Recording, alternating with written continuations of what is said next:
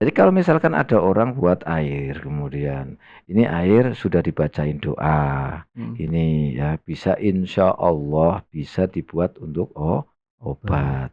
Tapi ya paling tidak ada sedekahnya misalnya ya, ada sedekahnya ini nih. Ini sebenarnya nggak ada masalah. Karena yang dimaksud dengan menjual agama adalah kita mendapatkan sesuatu dengan apa? Dengan ayat suci Al-Qur'an maksudnya begini loh, menurut Quran begini. Yang aslinya tidak betul akhirnya dibetulkan dengan menggunakan Al-Quran supaya dia dapat keuntungan.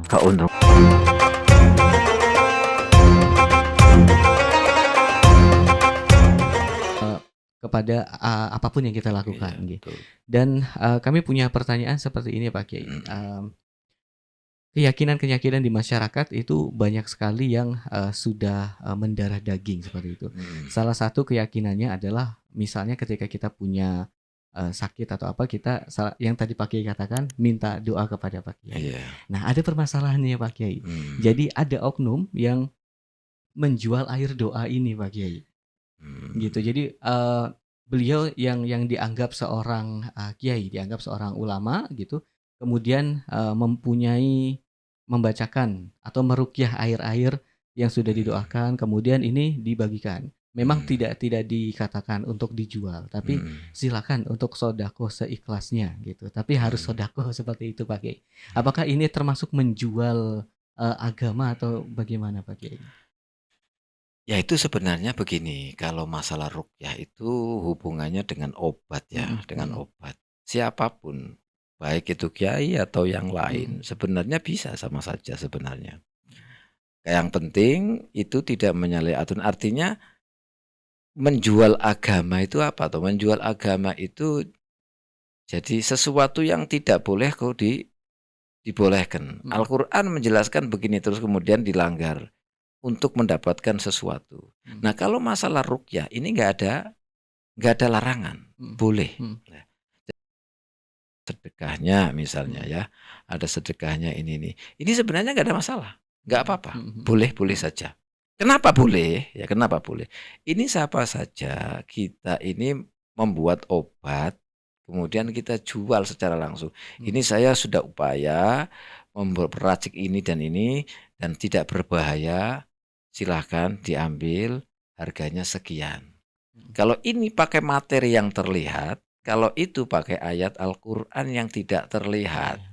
Dan keduanya sama. Kalau tadi adalah suratul Fatihah sebagai obat, kemudian bodrek atau apa, itu juga sebagai obat. Hanya bodrek ada bentuk hisinya, indranya apa, bentuk apa namanya, ya ada wujudnya.